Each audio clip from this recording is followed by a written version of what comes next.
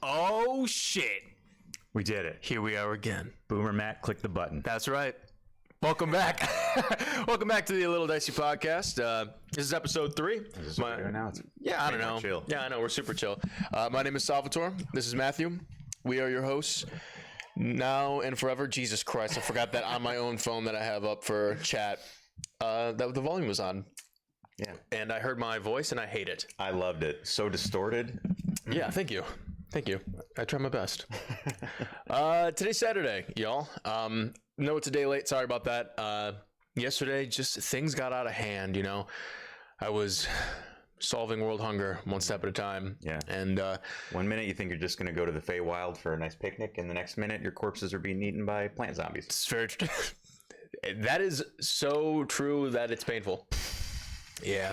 Anyway. If you haven't seen the last, I don't know, I think they're on the YouTube channel. I'm gonna try to do something weird with like crossing my legs on this tiny chair, by the way, so don't mind me. I did get the best view in the house, by the way. Oh yeah, that's right. I'm not wearing pants. No. You can't see because I have my computer of which the logo is covered by this I just sticker. got to look at his arcane focus, y'all. That's right, baby. Oh yeah. Which is a great segue because as you all know, as a few of you know, I feel like this relaxed pose is adding something to the show. I think it's nice. Yeah, I think it's really nice. It shows that we're cool people and that we're not going to just be shitting all over every D&D class like we did last week when we started our Dungeons & Dragons 5th edition class tier list. We started off with a banger, figuratively and literally, with the Bard. And you know, we've got a. You say that because the main flavor win of the Bard is that they fuck. No, I said it because after the show, Matt and I had sex. Oh, yeah, that's right. Yeah, that's right. Exactly. Yes, that's what I was going for. Is that Bards fuck? And they do. You know, that was what we came to. The conclusion at the end is that we like Bards. We think Bards fuck, but do they suck?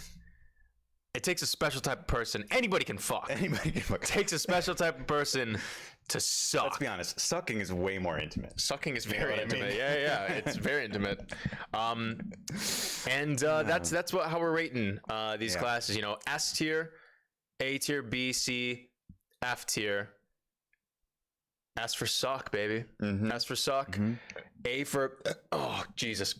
A for not for oh Jesus. Excuse me. We had a biscone before we came on here. Just a couple Italian boys, you know. But paisans. A couple paisans. All the way down to F tier, which is just flirty, you know. Just flirty. Yeah. Yeah. And then we decided that Bard at the end of the day, it's middle of the pack, man. Did we have any final words on the Bard before we move on? Should we take a moment? Moment of silence for the Bard? Bring the boys up. Bring the boys up. Yeah, do it. Pod with tier. Let's go head over to the tier. Let's see what we're working with. By the way, we got one down. I think we bitched out at the end. I think we did bitch out at the end. We moved them up to B. Yeah. I don't like it. I don't know. I don't think it deserves B tier. Let me start. I think that we had a handful of people in here, and they were very adamant about how much they like the Bard, and we said, hey, we like the Bard too. Yeah. But does it fit in the upper echelon of what we're trying to do here? First of all, this was weak sauce. We were on C the whole time. Yeah, we were. So on C the whole time. we're bumping them down. Yeah. Bard is C tier, everybody, and I'm sticking to my fucking guns on that one. I'm gonna accept it, but let me just throw this out there. Yeah. Of all the classes, and I don't want to spoil any upcoming weeks, but when I just think about it, of all the classes that I think are just like real cock teases, real flirts, I think this is the class for me. You know what? You're not wrong. You want to downgrade all the way to the F tier? When I think ahead, look, I didn't pick starting with Bard. You're right. People pick starting with Bard. Right. But when I just take the quickest glance ahead, if anybody flirts, it's the Bard. It's the Bard. It truly does.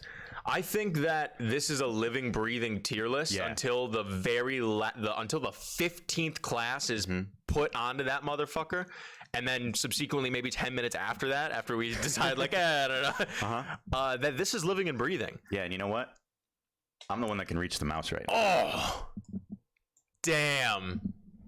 Bards are F tier. Holy shit. Get at me. Get at me. That's crazy. And you know why I say that? Not only because I do think, when I think briefly about the classes, that they're the class that promises the most sweet flavor and ends up kind of tasting like any other piece of, spell casting meat you stick in your mouth. So true. But I got thinking about the wizard this week. The wizard. Not researching, that would be cheating, but just true. Just up this here. We start off. We take what we know about the classes. We give our first rating at the top of the show, and at the end, and then also at the beginning of the next show, we just sort of reconfigure how we feel about it. Yeah. And today we're talking about the wizard. Yeah. And when I got thinking about the wizard up here, I don't want to jump too far ahead. That's fine. When I think about the ultimate arcane caster, is the wizard, right? Very true. They got the biggest spell list. They're supposed to be sort of the most flexible, the best utility caster, the geniuses of the multiverse. The geniuses. 20 int, 22 int if they find that tome. Sweet tome. Yeah. And you know what's the one thing that these guys haven't been able to figure out how to do? Is fucking heal somebody. Well, here's the thing. I'd venture to say that they don't give a fuck about healing anybody. It could be, but let's argue for a moment that giving a fuck or not, they haven't been able to figure it out. This is the one thing, right? Sure. Yeah. And the basis for this in my head is because they are arcane casters. They have no connection to a higher power, be it nature or the gods, and that in the D&D multiverse, the thing that you need to heal someone, that's like the forbidden, unlockable magic, is healing. But you know who can fucking heal and who is also an arcane caster? The fucking bard. Bards. Bards can just kind of sing and you're like, oh, all my wounds are healed. Which just further enforces in my mind that the bard as currently constructed, to me, has no place in this world. I completely agree. Because they just break the logic of the other classes. Yeah. So to me, the bard will cock tease you all night. And it's just a flirt. And then bye. Yeah, and that's it. That's it. That's it. That's it. So anyway. Bard is F tier, everybody. Bard is F tier. The Bard is F tier. But hey, you know what? Off the rip swinging, you know, we're seesawing right now. We're going from something the bottom of the barrel when it, at least in terms of how we're rating the classes in this tier list, basically in terms of like how it matches up to what, you know, the class should be. Started off with the F tier Bard, swinging around, and I'm saying it first, S tier Wizard, dude. Wizards fucking suck, dude. Wizards caress you, they hold you, they tell you everything that they're about off the rip, and once they get down into it, they even surprise you that they're even just more in tune with everything that is happening all at once. So my rating off the rip, with not too much of knowledge of the Wizard beyond sort of how we experienced it together when we were you know, when you were making Misha and we were playing through with that Wizard character, and then with if you guys watch Critical Role, if you watched campaign 2, my personal, like, either it's tied for favorite character from campaign 2, Caleb being the Wizard, and Liam O'Brien piloting that and playing that character. I love Wizards so much. I feel like I got a little bit of the hobo wizard aesthetic going on. Yeah, and it's great. You are a little bit of a hobo wizard. It's pretty tight. And you know, I fucking love this class, man. I think that they specifically built spellcasting for this class, and then the rest of the classes, it was just like, all right, now they just sort of fall into place with this as well. But specifically, this is how Wizards do it. It makes sense to me because you have your learned and known spells or prepared spells. You have the spell book for the Wizard, which is a key component of your situation. Your spell slots.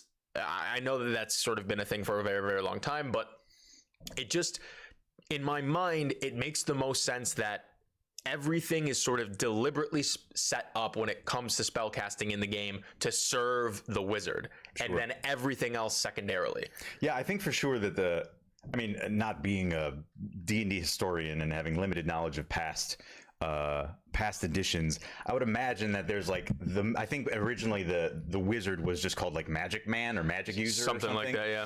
And I would assume that that's the legacy of the Wizard. Right. And it feels like in 5e that they made the Wizard, and then they were like, okay, what do we have to change slightly to make it something else, and that's not a Wizard. Exactly. Right. And in the case of Bard, it's like, okay, we change him to Charisma and we give him Bardic Inspiration. There you go. In the case of Sorcerer, we change him to Charisma and we give him Meta Magic. But it does feel like that Wizard is the sort of the base, sort of baseline caster shell. Yep. I like that they got, you know, I believe they have sort of the biggest and most diverse spell list. Yep. The schools of magic, unlike the Bard, where I've never heard of a Bard in a campaign actually going to a college. Unlike, you know, the Wizards tend to be connected to an actual school where they're learning things.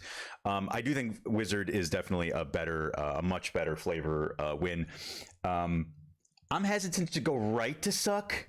Oh, I'm sucking off the bat. I know, dude. This is indicative. That was like a triple innuendo, but yeah. This is indicative of me and you. Like, I'm a little more hesitant to suck, where you just dive right in. I'm ready to go. But I'm happy to just stick him at S right now. Okay. If I were to say, I would put him at A. Okay. I would put him at A. You're an ass right man. now. I understand. Yeah, I would put him at almost suck. Almost suck. A is almost He's suck. for almost suck. Yeah. A is for. I know it doesn't make any sense, but A is for like over the pants hand job. You know what I mean? Yeah. For it doesn't stand for anything except for the pants hand. A for the pants hand job. Yeah, exactly. Real quick though, I do want to make a comment. Based on what our buddy Dom just said in chat, he said, "Hear me out. Wizards are nerds, and you're not wrong. They totally are. But guess what? These nerds are sucking, dude, and they're doing it real nice. Real nice. Yeah. God bless. God bless. I do find it funny that a level 20 evocation wizard can't figure out how to cast Healing Word. I mean, again, yeah. Well, here's the thing, though.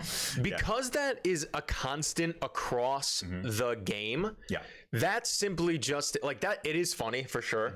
That there's just like 4 or 5 spells in the wide array of spells in the game that the wizard just simply doesn't do. Yeah. Right. It just mechanically they are incompatible, but that's also the case for like sorcerers and I want to say warlocks too, unless maybe if you're I haven't checked the celestial patron for warlock, but base game warlock I don't believe you have the ability to heal either. No, and so obviously that's a different situation, but sorcerer is sort of like the sister class.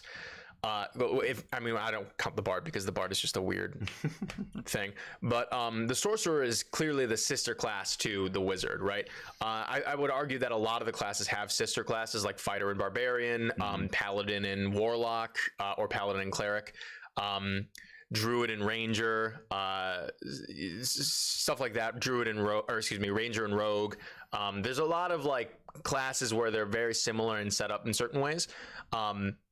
And it's very clear to see that sorcerer and wizard are those two classes for themselves, and the sorcerer doesn't heal either, except for maybe divine sorcerer. But that's another niche thing where it's like, your power comes from the gods, and so it's a very clear setup in the game to where they want healing spells to either be evocative of the divine, which is the opposite of the arcane, or be evocative of nature, which again is very close to the opposite of arcane, right? So like arcane spellcasting or anything legitimately represents in both the lore of D&D straight up and in a lot of the just a lot of like the usual beliefs of, I can speak on this because you and I have this background, but in like Christianity, there's God, and then there's the Gentiles, and then there are like the believers, right? And there are what's the word I'm looking for? There's the secular, meaning of the world, and all that, like paganism, and then there's the Christian God, right? And so the miracles of the Christian God are, in Christianity, the, light, the truth, like all that kind of stuff. And it comes from the divine God. And then anything other than that sort of happens in a similar fashion or in a negative fashion is secular or pagan or in the farthest reach, like satanic or something, you know what I mean?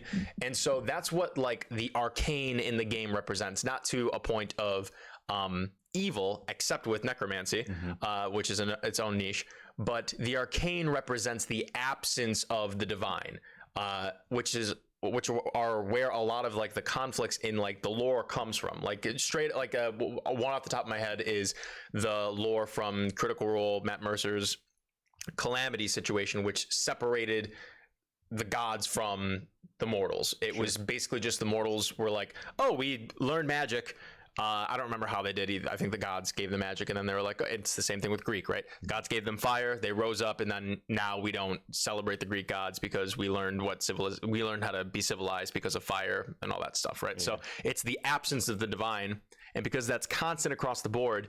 Yes, it's funny that like, all right, well, a priest can literally bring someone back from the dead or bring someone back from the brink of death, but you can't figure out how to like do this simple thing that literally like any priest can do.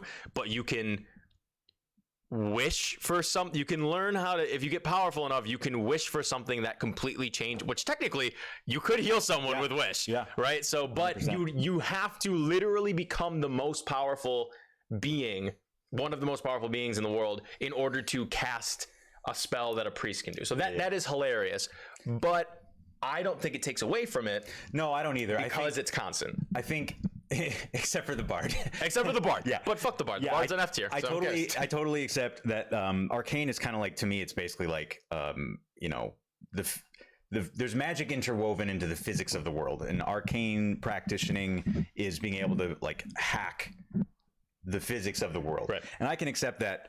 You know, healing is just something that isn't inherent in the world that needs to come from a higher power. I just think the bard further fucks that up. And I also just think it's hilarious thinking about a level 20 evocation wizard. Oh yeah, being like, bro, I know healing word is an evocation spell. I gotta be able to figure. I gotta do it. That's a hilarious like high level campaign. Is you just have like a bunch of high level wizards trying to figure out how to cast healing word. That's so funny. They go to like the darkest depths. So, like your quests are like the most ridiculous, like terrifying thing, and they're like just like grabbing like an archfey, like tell us how to fucking heal, and he's like, I don't know what to tell you.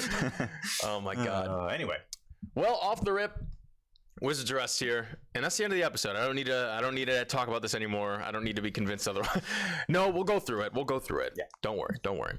So here's the thing. Last time we just sort of started with like how Wizards of the Coast, you know, deals with their classes just by sort of going through on D&D Beyond and reading, you know, what they wrote just off the rip about like, they have these beautiful write-ups from the player's handbook about what their classes represent and all these things, and how they suggest you play these characters, and how a character who might be a wizard, or excuse me, how a character who is a wizard might, you know, value certain things and all these things. So we're gonna do that again.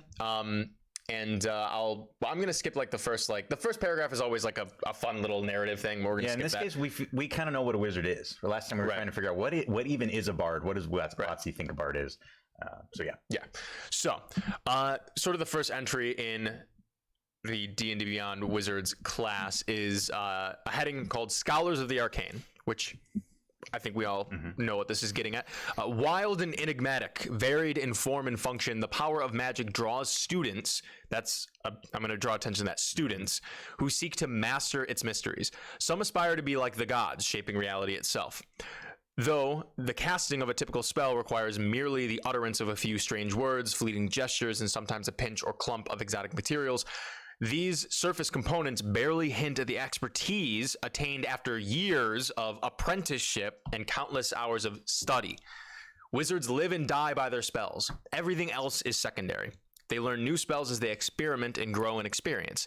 They can also learn them from other wizards, from ancient tomes or inscriptions, and from ancient creatures, parentheses, such as the Fae, and parentheses, that are steeped in magic. So, I mean, off the rip, the number one thing, the two things that we get off of this are spells are the most important thing in your life as a wizard, and you have to literally like learn how to use them. Yeah. Right? Every other class, I mean, there is an exception for the wizard class, because every level you automatically learn 2 spells, right? So there's no description on how you learn those. You just simply level up and you get them, which is that's how the game is structured. You need to be able to do that. Not every single thing needs to be earned beyond did you hit your milestone or did you make enough experience. That is simply how the game works, which is, and you can justify those things as just like undiscussed downtime, right? Yeah, exactly. Like, you know, you're traveling to the next town and the wizard's in the back of the cart studying his manuscripts and, you know, brainstorming ideas, and then, hey, eureka, he figured out how to cast fireball. Exactly. Which is perfect. Yeah. Everything else, every other way that you learn how to do your job is you literally study or discover something that is written down that you look at, read, decipher, and go, oh yeah, I think I can do that. You invest a little bit in it, and then you fucking learn how to do it. Yeah.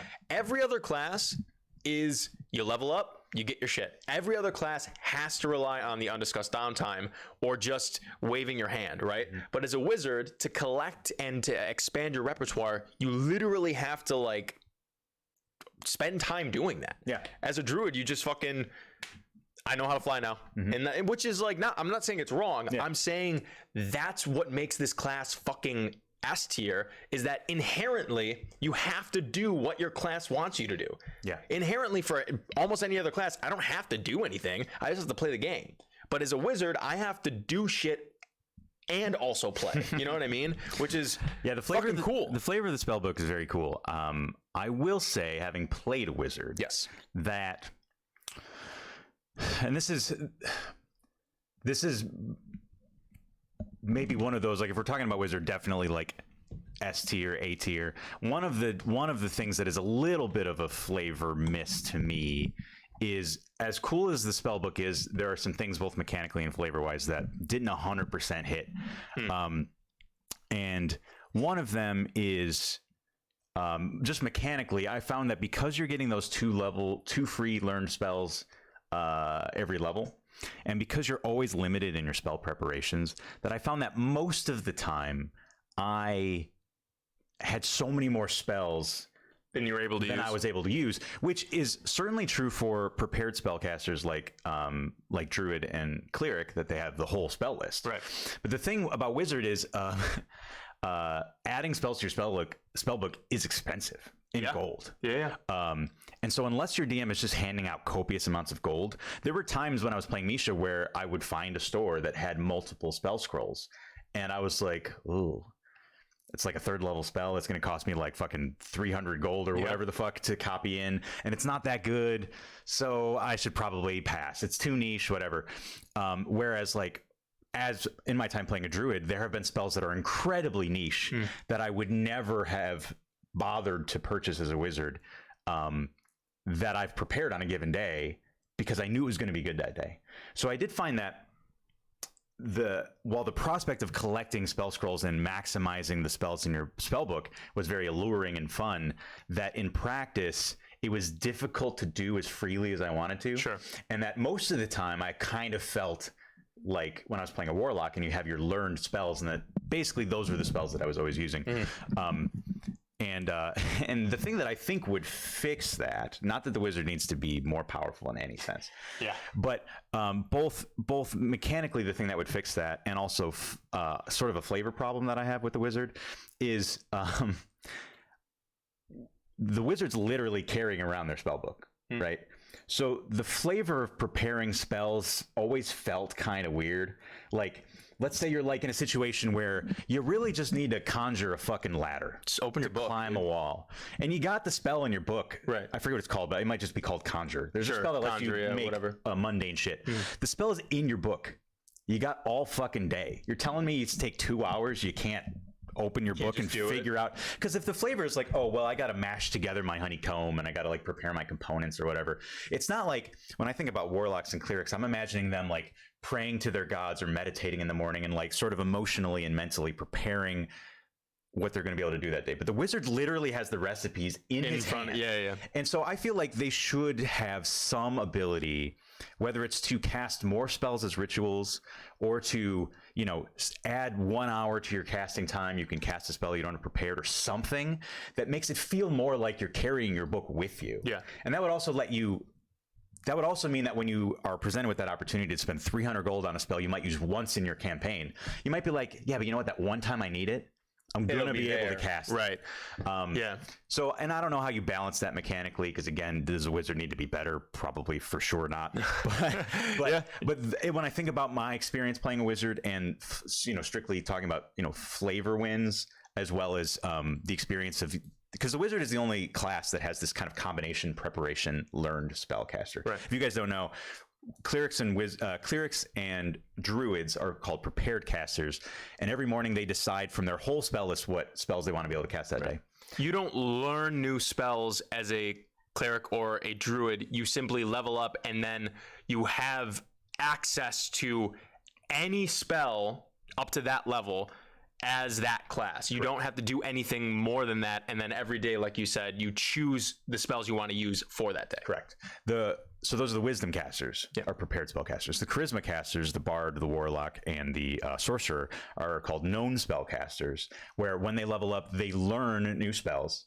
And then every day they have access to exactly those spells. Yep. There's no preparation, but there's also no variety. So there's a lot of pressure when you're playing a charisma caster. Like, fuck, which spell am I going to get the most usage out of, right? And wizards are kind of a combination where they prepare spells every day, but instead of having the whole wizard list to choose from, they have only the spells that are in their spell book, which in theory, it feels very powerful because you could have this massive spell book with all these powerful wizard spells, and it could make you the most, uniquely positioned to have access to all these niche utility things. But I just found in practice, it was very difficult to do that. And now that I'm playing a druid, I feel like, holy shit, when I'm talking about utility casting, most people talk about wizards as being the ultimate utility caster. But like as a druid, I feel like, oh, I know I'm going to be fighting a bird today. I can prepare the spells that are good against birds. Like I would, or whatever. So anyway, that's my sort of the things. If there's anything that would prevent wizard from being completely S, it would be sort of the mechanics and flavor around that spell book. I think there's some room to make it feel just a little bit better. Right. For sure. Extra, one of our longtime viewers and wonderful person, active in the Discord, says, what I like doing with my wizard in his backpack is in his backpack, he has a giant spell book with all of his spells and an arcane focus on another spell book, which he writes down his spells that he has learned. That way he doesn't need to find the scroll/book with the spell that he wants. Now, I don't necessarily understand that after reading it, so I'm not entirely sure what you mean, Extra, but I think that kind of leads me to an idea of I kind of like the idea of once you learn a spell, you simply have access to it. You know what I mean? And I know that seems like, I really like what you were saying, Matt, about quote unquote fixing it and sort of figuring that out, and that's why then it becomes more enticing to go out and search for these spells.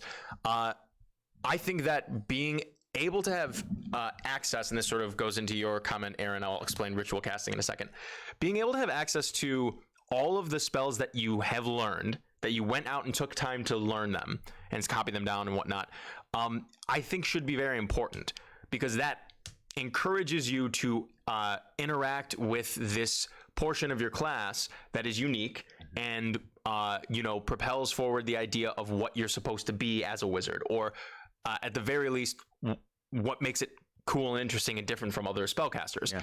And so if you learn a spell off the rip, right, and you have it in your spell book, just like you said, just like Extra said, you should just be able to open it up and be like, I want to cast this spell, and you should simply be able to cast it. Now, the spells that you have prepared your components for to be able to cast it at the ready should be able to be cast as an action or a bonus action, depending on whatever the spell calls for. Any other spell that you have not prepared for the day should be accessible to you as a ritual, in my opinion. Now, obviously, that makes obsolete a lot of evocation spells like Fireball and stuff like that, which might encourage people to exclusively prepare damaging spells or combat-based spells that take an action or a bonus action or what have you. That way you do have access to them, which I don't think is a wrong thing to do. I think if I were to be playing a spellcaster, knowing that it's a fucking game, which we have to keep that into account, you want to be able to do stuff in combat when it comes up, which doesn't need to come up every session, but it's going to come up a lot. That's the part of the game, right? Yeah. Any other spell that you learn, you should have access to, because it's just straight up in your book. It's right there, like we said, as a ritual spell. Now, ritual spell casting is a function in the game for spellcasters that are able to cast spells by taking more time to prepare the casting of the spell, so that you do not expend a spell slot. Right. Meaning, I'm sure everybody knows, how spell slots work and stuff like that, but it does not take away from your active agency in the game by using a ritual spell, because you can only cast so many spells with your spell slots in a day. Yeah, the other key thing about ritual casting is not every spellcaster is a ritual caster. But let's not get into that. But generally, you can still only cast ritual spells as a ritual that you have prepared. Right. But what's unique about wizards, which is the thing that makes them most suited to be utility casters, quote unquote, in my opinion, is that they can cast rituals that they have not prepared. Right. So, which is important. Yeah. I think that that's how it should be as a wizard. So when I was playing a wizard, I took as many rituals as possible because ultimately, I had 10 preparations and I had, 18 known spells. Right. So what's the fucking point of having more spells that I can't use? So I would take every ritual I could. There's not that many rituals in the game. No. I think sort of unfortunately. And I do think that the way to maybe quote unquote fix that is either to add some more flexibility to ritual. I don't know if necessarily, I'm sure there's probably some issue with making every spell ritual, access, but the other option would just be to be able to re-prepare your spell list during a short rest. Which I think flavor-wise also works. Yeah. I'm going to sit down for an hour and remind myself how to fucking summon a ladder. Right. Or not just remind yourself how to summon a ladder, sit down for an hour and pre-prepare. Like, again, I think that's probably the biggest thing flavor-wise to justify why you wouldn't be able to do this. Like, well, in order to cast these specific spells, I need to have these things prepared so I can immediately slap the back guano on my hand and fucking cast Fireball. You know what I mean? Like, I can't fumble through my shit. I need to have that at the ready. And so I think that the short rest reconfiguration is... now that we've gotten to that point, I think that sort of quote unquote, I don't want to say fixes, but it better encourages wizard players to interact with the functionality and the specificity of their class, which the more you're encouraged to do the things that your class wants you to do, the better the class is, in my opinion. Right. Yeah, I agree. And I already think I rated the fucking wizard S tier. I already think that it encourages you a lot to do it. It's just sometimes it feels bad, like you said, to be like, well, why the fuck am I collecting all these spells if I can't just do my shit? You know what I mean? Yeah. And it's like, well, you'd be very, very powerful. It's like, okay, but like, what if I'm gonna, let's figure something out. You know what I mean? Because I don't want it to feel bad. I want to continue to interact with my features. The single biggest gold cost in your campaign, if you have a wizard in your campaign, will be magical ink. Correct. And it won't be close. No. Like you spend like whatever, 1,000 gold pieces on half plate or full plate or whatever it is. You can't wear armor. You know what I mean? Yeah, you don't wear armor. Which is why you're going to spend it on this too. You know what I mean? Totally decked out and gleaming armor and magical items will spend way less than the wizard trying to prepare or trying to add that spell to their spell book that they might never cast. Right. So anyway. No, for sure. Cool.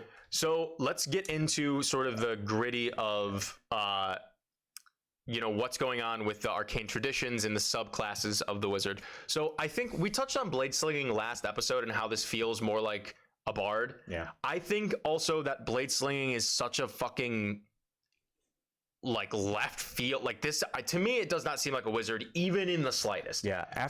This is my only thing where I'm like, I don't even consider blades. And also, I'm going to be honest with you.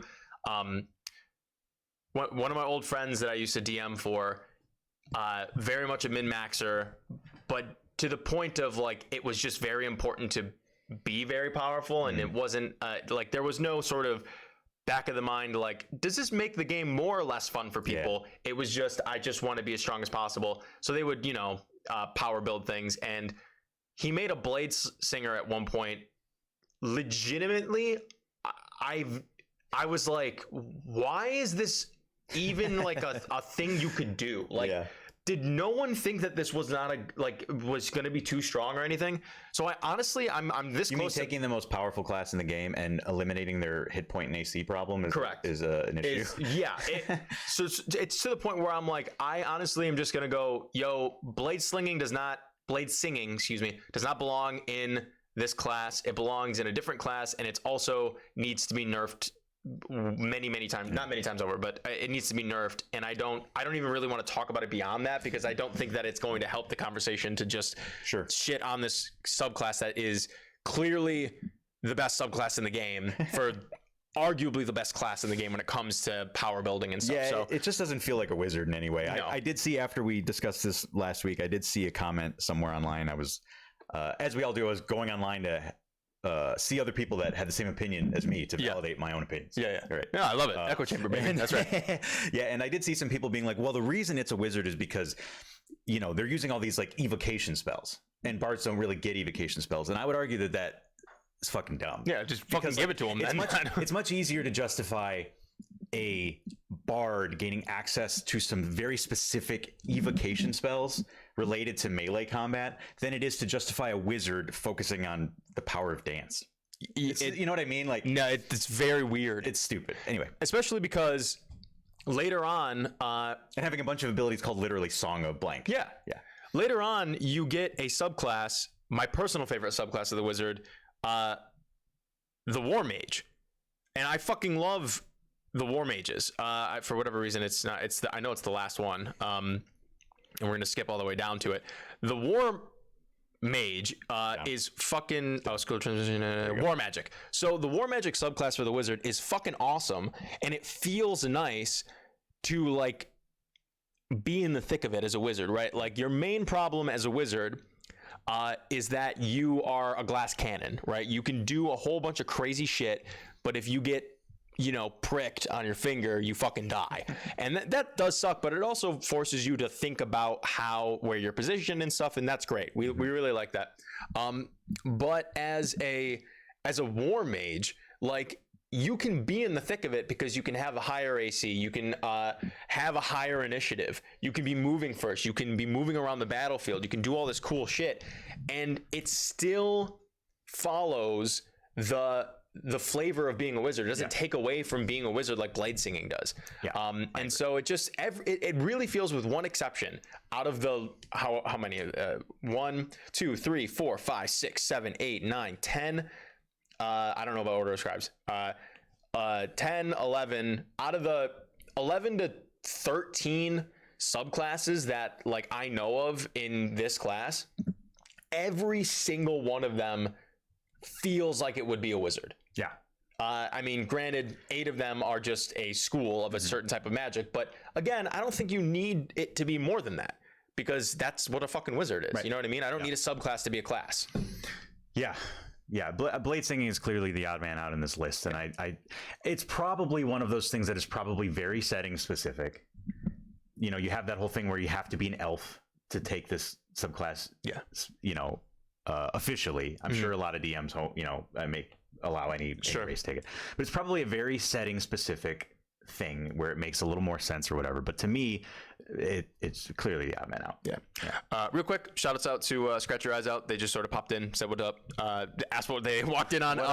We're rating Dungeons and Dragons 5th edition classes, and last week we did the Bard. We decided that the Bard is sort of bottom of the barrel when it comes to what the class is supposed to be and how it is actually, which is basically how we're basing all of these classes. Like, we're basically translating mechanics to flavor. Exactly. Making sure that the mechanics represent the fantasy that the player used or wanted to fulfill by taking a class. That is correct. Yeah. So bards are flirt tier, F tier, and currently we're talking about wizards, which are S tier, aka suck tier, dude. You're just getting sucked, and you're given suck, and it's great, and everybody loves it.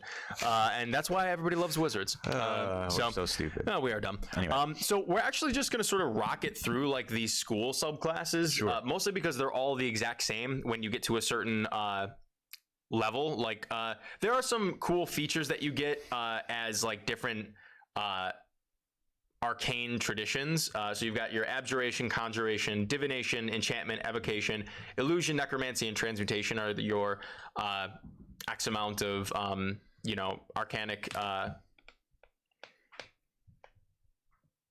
God damn! I hit a wall on that. I hit a wall on that thought process. Those are the schools of magic. Schools of magic. Thank you. Each of the schools of magic, and each subclass basically devoted to a particular school just lets you focus in and get more value out of that school in particular. So we can just touch base on each one. So abjuration. This is not a school I've ever played. Abjuration magic is incredibly powerful in D&D. You're talking counter spell. You're talking shield. Banishment. Yeah, these are the protective spells, the the spells that prevent your enemies from doing what they want to be doing. And I've never played or seen anyone play a School of Abjuration Wizard, but from my understanding, it's quite good. Yeah.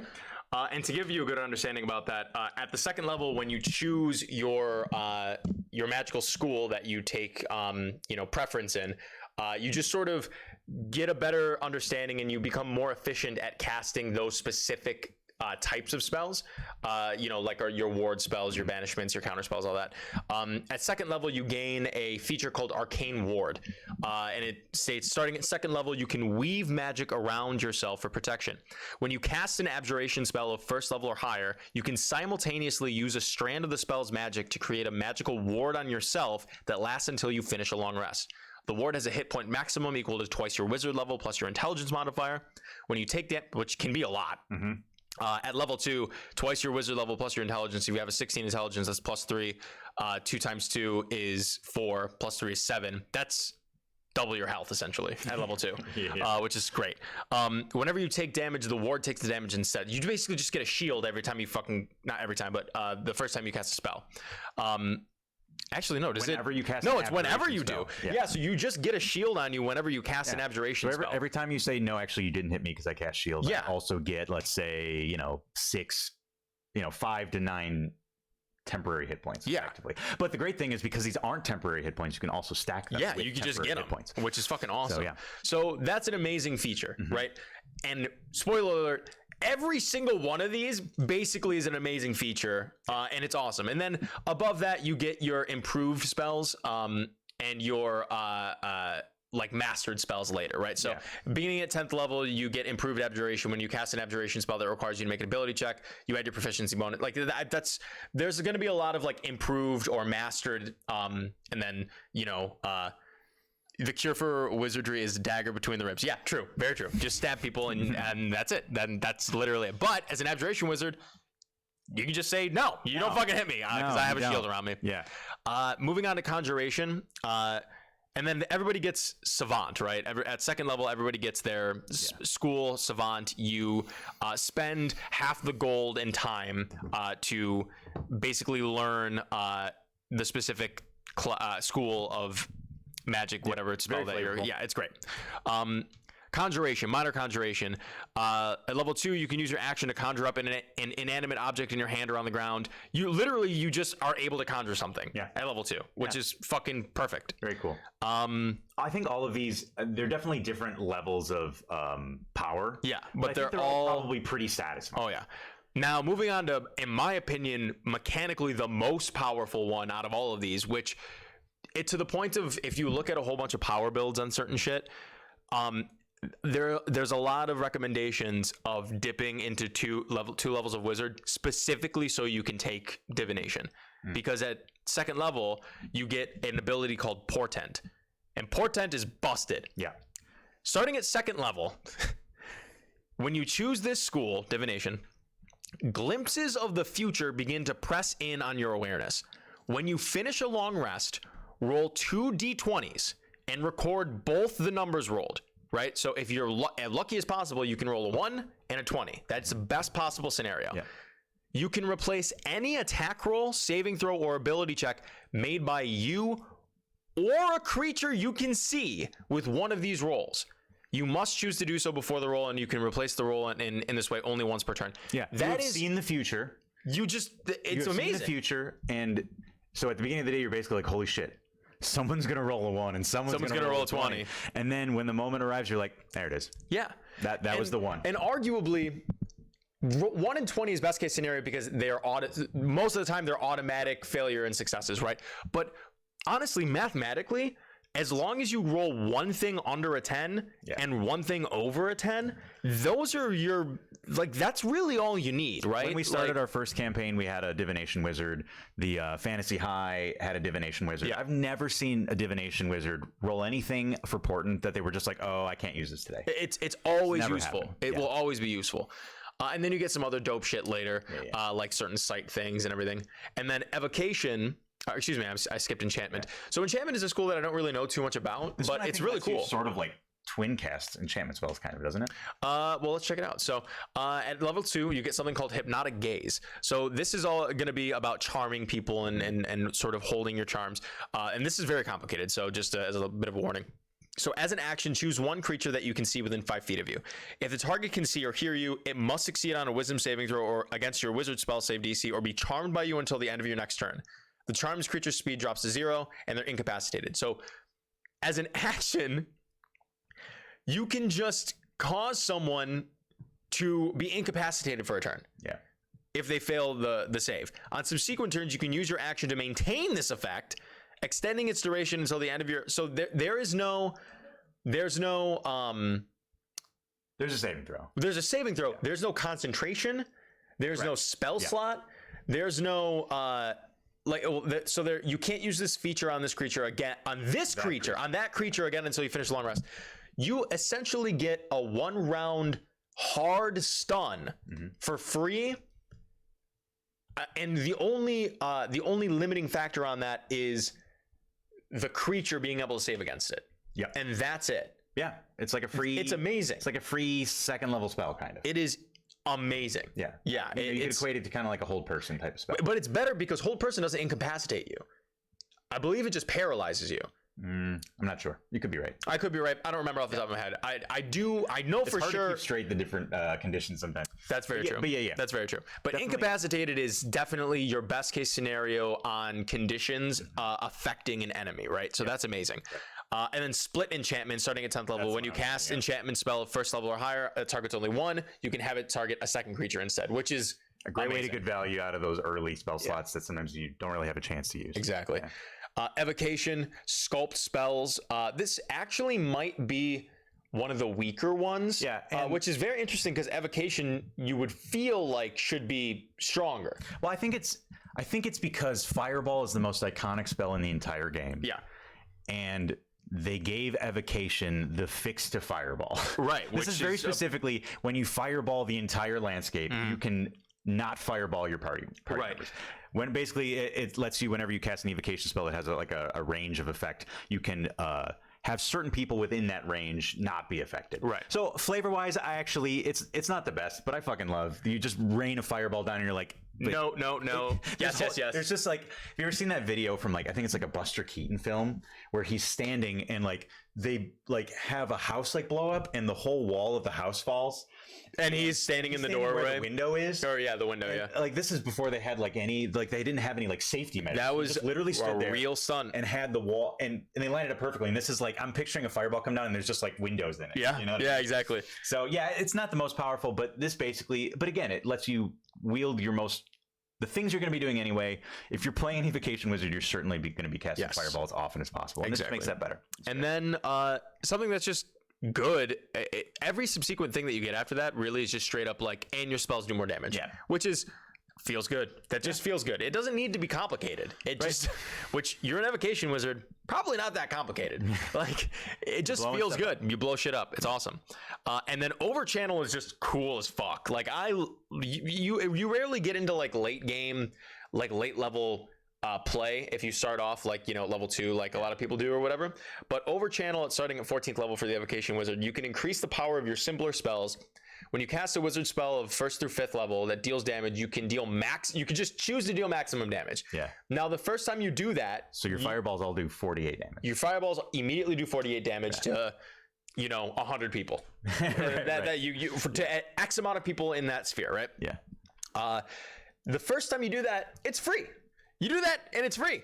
If you do it again before you finish a long rest, you suffer 2d12 necrotic damage for each level of the spell. That cool. is awesome and also scary, and like it just is super interesting. Yeah. And it is like, it's just, what a great feature. You know what I mean? Like I don't know. Every feature for the wizard spell or for the wizard list it just feels like it belongs there. You know what I mean? Yep. It's super cool.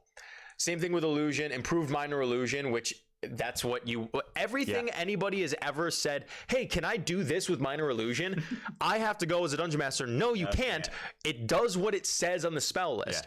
Yeah. Improved minor illusion makes it so that if you already know the cantrip, or you automatically learn that, and then when you use it, you can create both a sound and an image with a single casting of the spell. That's what everybody wants Minor Illusion to do. They want it to be a small greater illusion, which it's not. It's a limited small thing. So anytime anyone is like, well, can I minor illusion this to that? It's like, no, you can only do what it says in the spell. But when you start to take, you know, the levels in Schools of Illusion, your illusions become more potent and more malleable and more specific, and that's what everybody wants their illusions to feel like. Yep. And the 14th level of the illusion wizard is one of the easily one of the coolest abilities in the entire game. Yeah. Which is just that at 14th level, when you cast an illusion spell, it's just real. It's not an illusion anymore. It's just real. It's just actually happening. You can summon an illusion of an iron crate around somebody, and it's just real. And it's a real thing. Just in an iron crate. It's fucking awesome. You can summon a bridge over. You can create an illusion, a real illusion of a bridge over a chasm, or a real illusion of. I mean, it's just like infinite creative possibilities. It's so cool. Of course, illusion is always like it's a little bit. You got to kind of work with your DM on what you're allowed to do and how illusions work. It's one of the poorer defined things in the game, but very. It's just very super evocative. cool. And then there's School of Necromancy, which, as you could probably guess, the features have to do with like animating corpses and doing some dope shit with necrotic damage, and it's fucking cool, man. Like, second level, you get Grim Harvest. So you gain the ability to reap life energy from creatures you kill with your spells.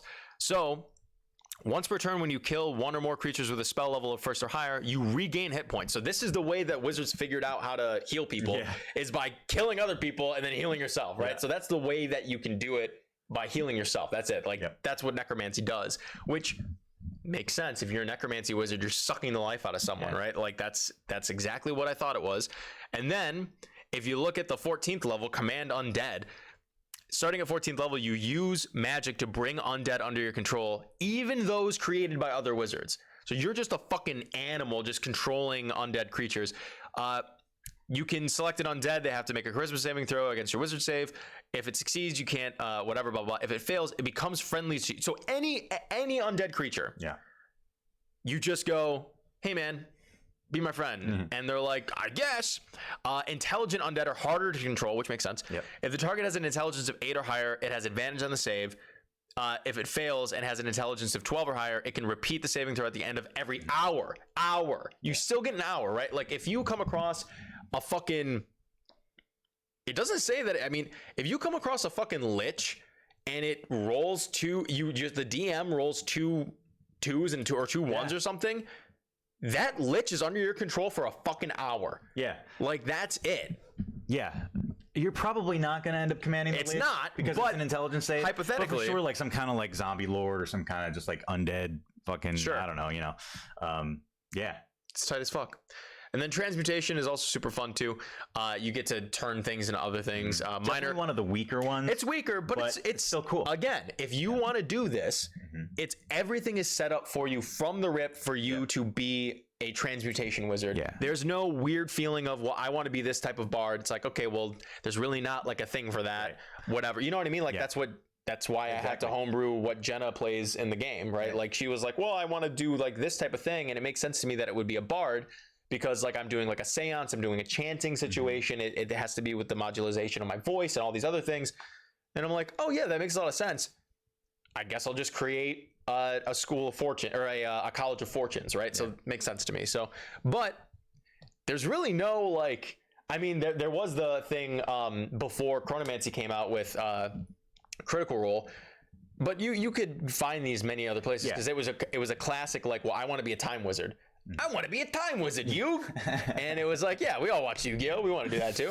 And then they came out with chronology magic. And it's like, you read that and it fucking fits. Makes sense to me. There are some things that are a little whatever, but it's a newer thing and it's not directly created for Wizards of the Coast. But, you know, I think it's there. And the other thing with wizards, of course, is they're so powerful. If you really want to be an alchemist, like, you don't have to be like, oh, but if I take transmutation, I'm not going to be good. Right. Like, you have free reign to take any of these if you want. So that's all the schools. We could just touch base real quick on a couple of the other ones. Chronology, like you said, I played a chronology wizard in the last campaign. I will say that to me, chronology is so close to divination. Yeah, it's very close. Because I was thinking I want to play a character who's manipulating, who can... The character is about, you know, the sort of more traditional, like, manipulating time, right? Where chronergy is really more about manipulating timelines. I've come to realize, and that both in play and in flavor, it felt so close to what a divination wizard would be that I would argue I probably, well, believe me, I had a great time playing Misha, no complaints. I just felt like a lot of the core abilities of that subclass didn't really do what I was trying to do. If I were to try to play, like if I were going to make Misha again, I would probably maybe work with you on more of a homebrew thing. Yeah. But nonetheless, chronergy and divination are considered to be like the obvious two powerhouses of wizard subclasses, just because they can manipulate results of die rolls. And the other problem with chronergy is it has some just actually broken mechanics. Oh yeah. That, yeah. I had to self-regulate all the time. Yeah, if I was the dude you were talking about before, you were just power playing. Yeah. I would just be like, "Hey Sal, I broke your game today." Yeah, 100%. Fuck you. And that was it. You know. Anyway, Graviturgy magic. I have not played. I haven't seen played, but certainly very evocative. It's very cool. Like, I'll tell you that. Gravity stuff in certainly in shonen anime. You know, a lot of stuff. It's just very flavorful, very fun. There's the reverse gravity spell, which is super iconic. So cool. That's just a type of thing that I'd love to see a character. Something that I suggest that you do, and if you're watching and you want to see something hilarious and just sort of a really funny, like, not misunderstanding, it was just really funny how the Dungeon Master described this. But there was an episode of Critical Role, and there was like a mini fight in it where Liam's wizard, who is a chronergist, also has access to certain gravitational spells because they're sort of hand in hand. Yep. They break into this other wizard's like sanctum, and they are trying to steal some things. And the guy has like a whole bunch of guards and stuff in there. And they sort of break in, and they get to a point where they're like, "Oh fuck, we have to deal with this."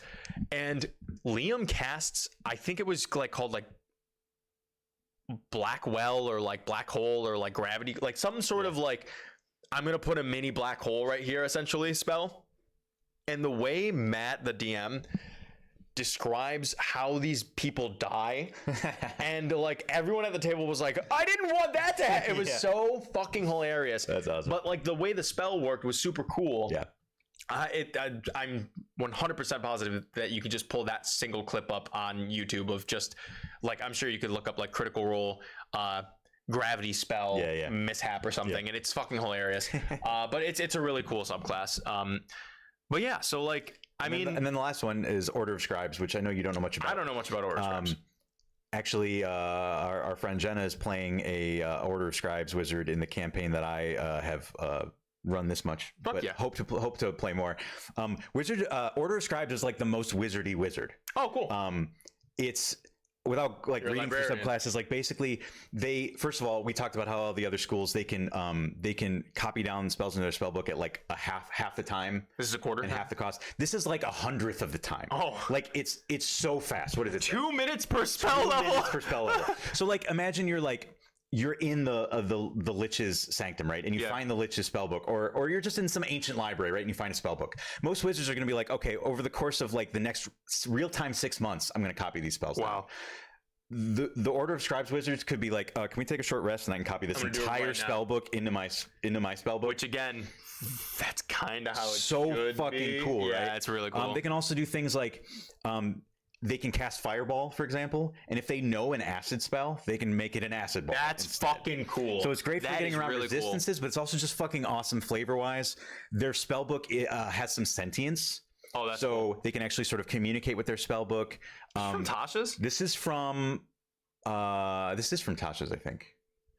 Yeah, it's super rad. Their final and oh, by the way, we're talking about collecting spells. Yeah. Their final ability is the most wild ability. So let me just read it. One with the word? Actually, I don't want to read it because it's too wordy. I'll just tell you what it does. Yeah. So when you would die, you can instead permanently remove spells from your spell book whose like spell levels are equal to whatever, and you just don't. So again, this is a reason to collect spells, right? Dude. So imagine you get it at 14th level. So you're a 14th level wizard. So you're casting what, like 7th level spells? So you got like, some like level 2 bullshit spell that you're never going to use again, right? You got all these spells that you've collected over your adventuring, career. Wow. And you're like, okay, instead of dying, I'm going to forget, I don't know, like whatever, these 3 spells that I'm never going to use again anyway. And they just fade from your spell book and you remain alive.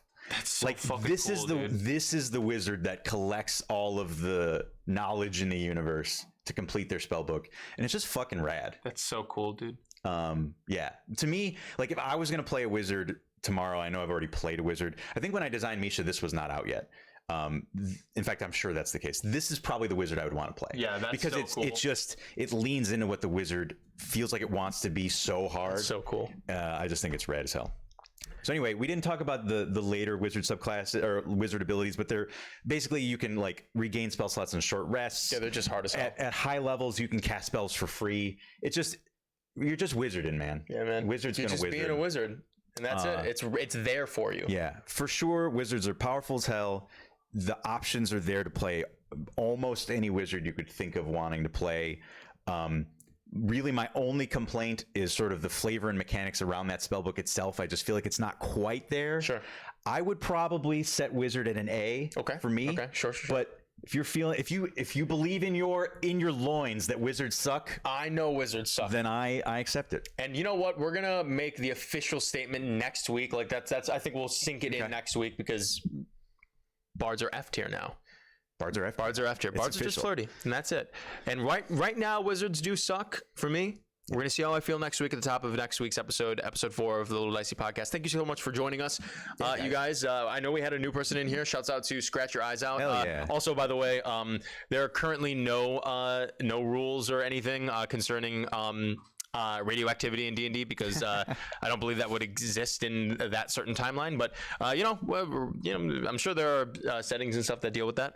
But currently there isn't. I highly recommend you check that out. And shout outs to the Gamer Girls, Mika and Aaron Shouts out to for the hanging Gamer out. Girls. Extras in the chat. Thanks, guys. And Mika, hit them with the Discord so that if Scratch Your Eyes Out wants to come and hang out in the Discord, they can suggest what class we want to hit next week. Hell yeah. And they can get really angry at me for being mad at everything. Word. Yeah. Very word for sure.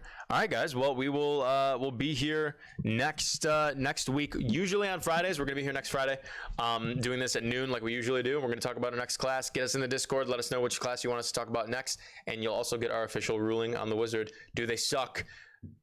Or do they almost suck? Yeah. Do they almost suck? Thank you guys so much. We're gonna head out to the exit screen and just sort of vibe on out. And we'll catch you guys later. Peace out. Hell yeah.